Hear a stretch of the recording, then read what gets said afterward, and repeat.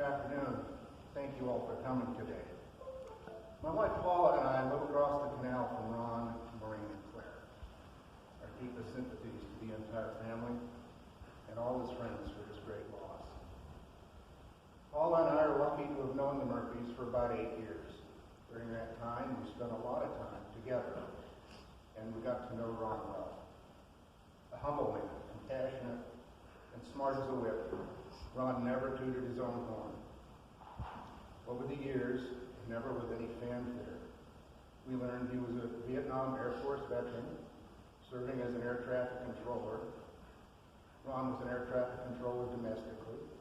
He was a policeman, a pilot, a mechanic, a boatyard worker, to name just a few. A caring man, Ron was devoted to his family, and it always showed in the tenderness and respect he demonstrated unfailingly.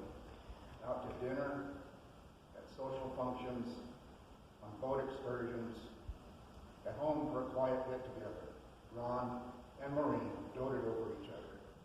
You couldn't miss the love and commitment to each other. Ron lived to help neighbors and friends too. Ron has a servant's heart. As their longtime friends' health deteriorated and they required support, Ron and Maureen were there to assist, supporting the monumental task of finding long-term care, making routine visitations, being healthcare advocates, and even closing estates and managing expenses. Ron and Maureen were dedicated to supporting family, friends, and neighbors.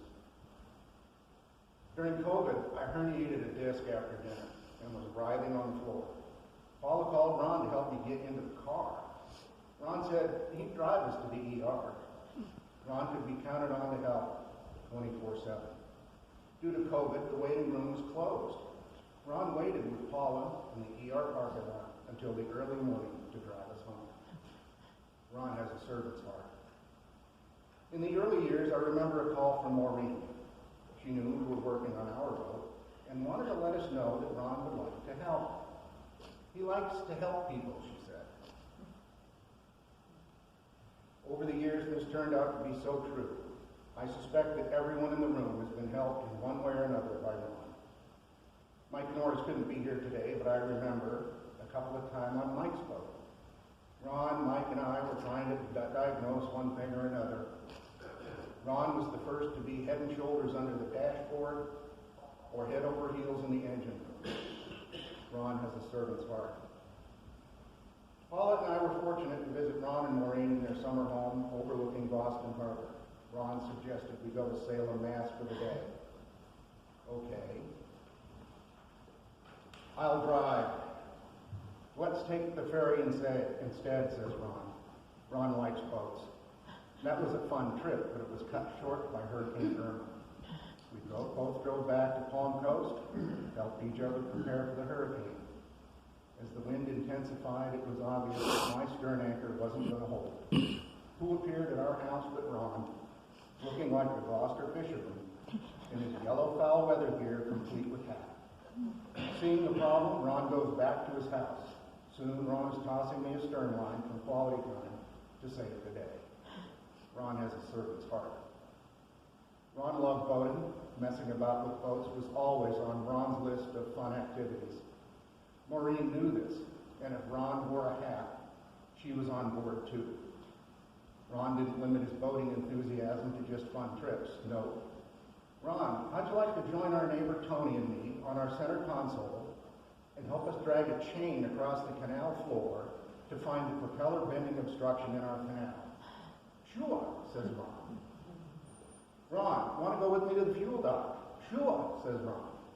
Ron, would you and Maureen like to go with us aboard our boat from Halifax back to Palm Coast?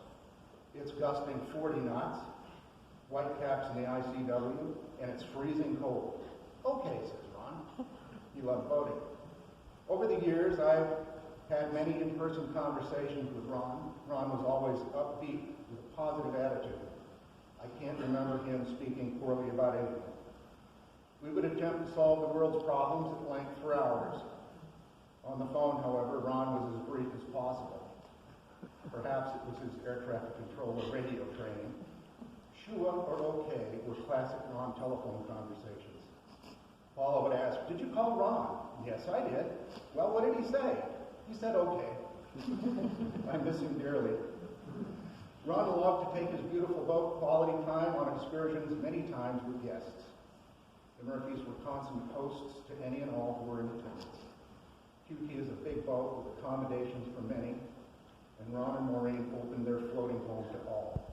Hors d'oeuvres, a few adult beverages, pizza, dinner, great conversation, and good times were sure to be had by all. Ron loved these trips and tried to attend as many as possible. The last extended trip Paula and I took with Ron and Maureen was to California for our daughter's wedding. Our daughter and son-in-law had a great wedding at the Bahia Corinthian Yacht Club in Newport Beach. There were boats everywhere. Ron loved it. We visited all our old boating haunts with Ron and Maureen, and we had a great time. Our daughter and her husband were amazed at all the great pictures Ron took and sent. All their friends commented on what great friends Ron and Maureen are. When our close friends who attended the wedding heard Ron had passed, they all had the same recollection. What a loving couple and great friends the Murphys are. What makes a loyal friend? Just ask those fortunate enough to be friends with Ron. Ron was a dear friend to our family. We looked at each other as adopted family members. We hope we learned just a little from Ron on how to be good friends and neighbors. May God bless and keep you, Ron. Ron's last weeks on this earth were difficult, to say the least. On behalf of Ron, Maureen, and Claire, I'd like to thank everyone who came to their aid. With best wishes, support, prayers, and comfort. Thank you. In closing, a quote from Eleanor Roosevelt.